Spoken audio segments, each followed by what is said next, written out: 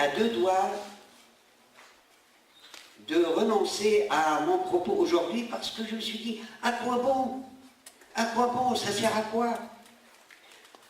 Donc, cette histoire de patrimoine, de passé, de civilisation ancienne est une histoire de rêve, est une histoire de passion.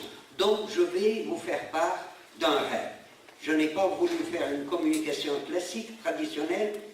Je vais certainement vous étonner. Donc, j'ai fait un rêve. Je l'ai appelé rêverie caprine gerbienne. Aéroport Melita, le 23 mars 2013. Mon avion devait décoller à 7h45. J'ai eu du mal à m'arracher du lit. La nuit dernière fut assez mouvementée. Discussion animée autour d'une table bien garnie, de plats originaux et arrosés d'un nectar digne de nos hôtes. Projets et perspectives ont vu beaucoup d'espoir. J'ai pris place près du blot de la PR72. Je me suis perdu dans les vieux souvenirs du chantier de la tour de contrôle, un certain printemps 1993. Et puis, ce fut le trou noir. Aéroport Melita, 23 mars 2026. La vieille vigie construite en 1993, devenue musée local de l'aviation et des aéroports, a cédé la place à une superbe tour de contrôle à 2 étages, rassemblant les activités intenses de l'aéroport insulaire et une partie non négligeable de l'espace aérien de Tripolis, Sfax, La Valette, qui sont devenus proches banlieues de Djerba. Le Conseil régional de gestion et de développement insulaire, au grand complet, se présente face à la tribune d'accueil. Le Jet Falcon XLS, mis à la disposition de la présidente de la République pour ses déplacements à l'intérieur du pays, vient de se poser. L'arrivée d'une femme à la charge suprême est toute une histoire. Je vous en parlerai un de ces jours dans une autre rêverie. Une fois les honneurs rendus, le cortège présidentiel se dirige vers le siège du Conseil régional, un ancien hôtel de la fin du siècle dernier et désaffecté pour les besoins. Accompagné dans sa visite des ministres de l'Agriculture, de l'Industrie et de la Culture, la présidente se devait de constater de visu le bon choix et fonctionnement du système de démocratie décentralisée et participative dont l'île a été choisie comme région pilote expérimentale pour diverses raisons. Mais surtout pour son vivre ensemble millénaire, qui a su résister aux affres des épreuves et des siècles malgré les diversités religieuses et ethniques. Les ministres, quant à eux, vont être confrontés à la capacité des gens de pouvoir être créatifs sans le carcan de l'administration. La présidente, quant à elle, met tout son poids dans cette confrontation qu'elle n'a pu gagner lors de son élection et qu'elle a dû soumettre à un essai expérimental dans une région qu'elle a tenue et qu'elle a choisie comme Djerba. Sans trop tarder, et après l'exposé du programme de la journée, le cortège se dirige vers les nouveaux périmètres irrigués dans la région nord de l'île, où il a été procédé au déracinement de plusieurs hectares d'eucalyptus, que les chercheurs ont désormais démontré leur action néfaste sur la nappe phréatique, pour implanter un champ de capteurs photovoltaïques afin d'alimenter une centrale d'adoucissement d'eau de mer qui va servir à irriguer les plantations de cette région selon les impératifs fixés par le groupe de recensement et de reconstitution du patrimoine arboricole et botanique de l'île. Ainsi, l'ensemble des variétés des palmiers dattiers ont été recensés, reproduits selon des plantations tenant compte de leur terroir d'origine. Par ailleurs, et sous la pression d'une farouche résistance de jeunes ingénieurs de l'INRA, l'île et son olivier millénaire ont été préservés des plants d'oliviers d'origine espagnole soupçonnés d'être des OGM. Une grande campagne de rajeunissement de la forêt ainsi que l'assainissement des titres fonciers en instance d'épurement d'héritage, accompagné d'interdictions formelles d'arrachage et de constructivité. Un coup de chance allait sourire à l'équipe qui travaillait sur le recensement des espèces arboricoles.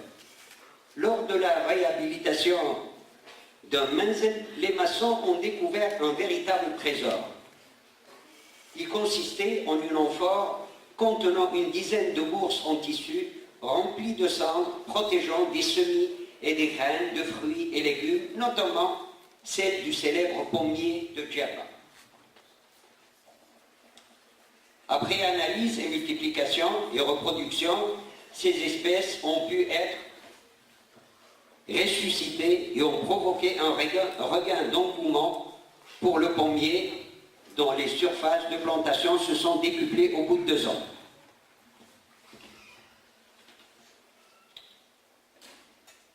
Le programme de visite agricole se poursuit dans un projet intégré de transformation des fruits et légumes répartis en 3 unités semi-industrielles. La première, elle consiste en une unité de séchage de figues, d'abricots et de tomates. La deuxième, pour la fabrication du fameux rob, le jus de date. Et enfin, le troisième, basé sur les techniques ancestrales de la communauté juive de l'île pour la fabrication de l'eau-de-vie de figues et de dattes.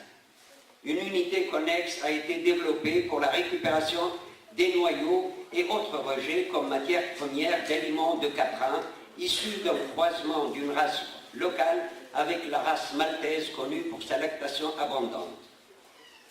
L'heure du déjeuner approchant, le service du protocole du conseil régional s'est empressé d'informer le protocole présidentiel afin de rester dans les temps du programme.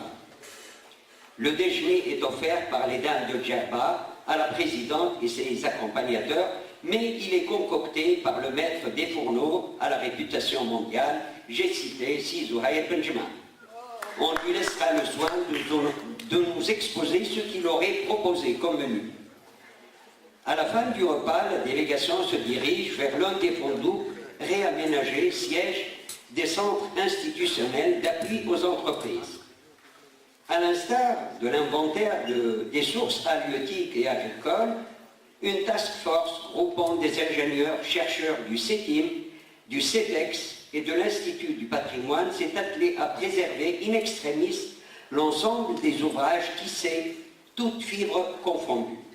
Ainsi, une équipe de concepteurs, programmateurs, mécaniciens et spécialistes en tissage se sont accroupis entre les mains du grand maître du tissage djerbien, Mohamed Tounsi, afin de recueillir son savoir-faire, mais surtout son savoir, car le savoir-faire, son savoir, c'est comme un orphelin, son tuteur ni précepteur.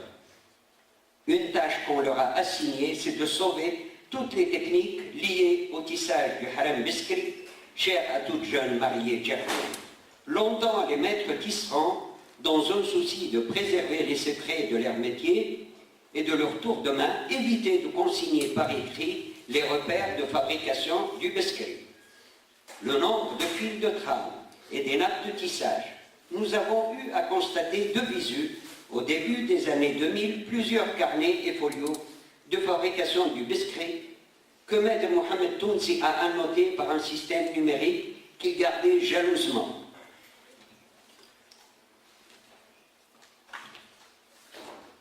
D'autres équipes ont été désignées pour les tissages de soie de moindre complexité, comme le berbouchi, le hsaïri, le mour, ou bien des plus simples tels que le rikbi, alors que d'autres se sont chargés des tissages de mélia en fil de coton, et enfin d'autres se sont occupés du tissé en laine et de leur coupe et façonnage en cadreau.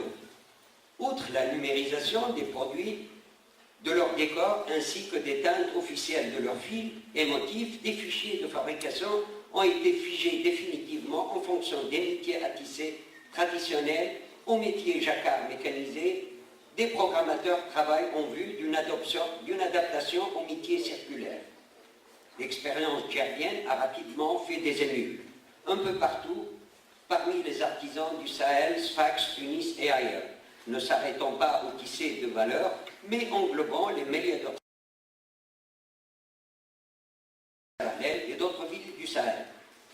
La mécanisation et la compression des coûts de fabrication ont contribué à mettre des produits de grande valeur et qualité à la portée des bourses moyennes, un véritable retour aux valeurs des habits et costumes traditionnels. Avant de quitter le Fronteau, l'un des derniers maîtres tisserands a fait présent d'un biscuit et d'un barbouchi et d'un rugby à la présidente. De Hontsouk, la délégation se dirige vers le rocher des esclaves, Hajar al-Abid, un rocher qui avance en mer à la manière d'un quai naturel. Autour de Hajar al-Abid se sont construites un tas d'histoires participant à nourrir le mythe de l'esclavage.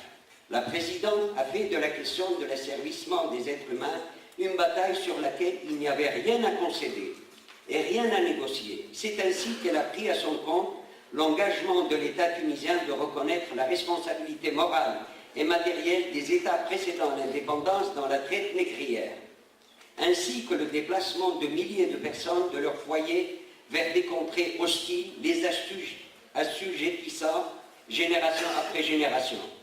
C'est en total accord avec la proposition du Conseil régional à décider d'ériger un mémorial du pardon en surélévation sur Hajar al-Abid, mémorial qui déclare solennellement au nom des États tunisiens successifs demander pardon aux descendants de tous les esclaves depuis la nuit des temps, et aussi au nom des Tunisiens qui, par leur participation à la traite,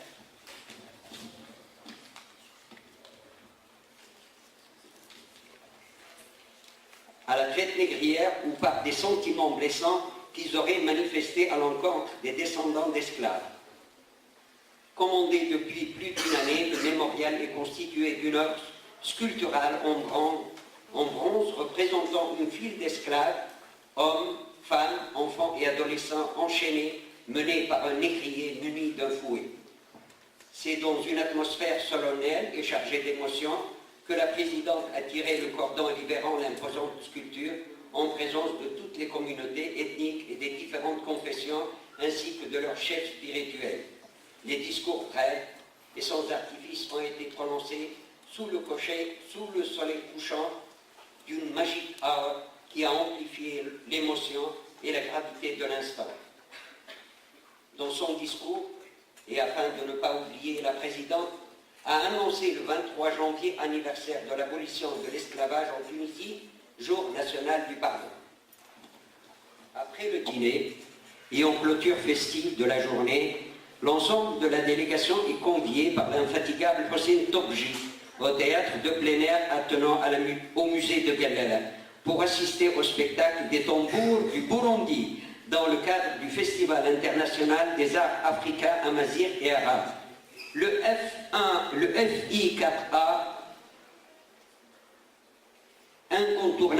FI4A dans sa troisième session est déjà l'événement touristique et culturel international incontournable, attirant des milliers de touristes et de nationaux.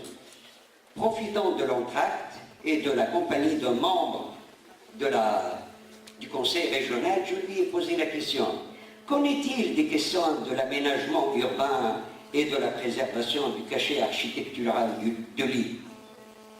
Tout à coup, le train d'atterrissage de l'ATR 72 vient de toucher un peu durement la piste de Tunis-Carthage. Secoué, je sortis de ma torpeur, la tête ballottée entre ce qui est resté de mes douces rêveries et la dure réalité. Ils avaient bien raison, les anciens, de l'appeler l'île des lotophages. Mon dîner devait contenir du motus. Ce ne fut que des rêveries. La passion du patrimoine, c'est des rêveries aussi. Merci.